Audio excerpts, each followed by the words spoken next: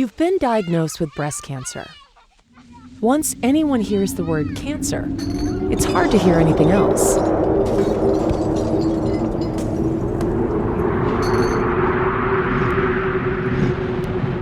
The first thing you need to do is to take a deep breath. The first emotion many women feel after a diagnosis of breast cancer is shock. How could this be happening to me? This is not your fault, so don't blame yourself. The diagnosis of breast cancer is not an emergency. You have time to catch your breath and figure out the best path for you. Be patient. Let it sink in. We have to figure out what kind of breast cancer you have before we can explore your options.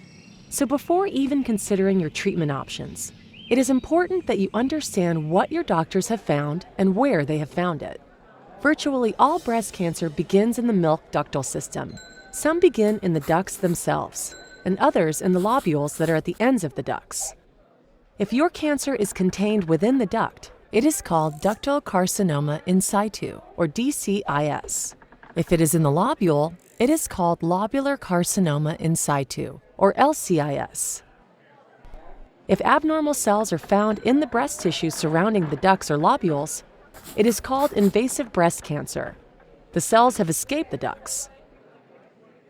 If mutated cells are found in any other organ, it is called stage 4 or metastatic breast cancer.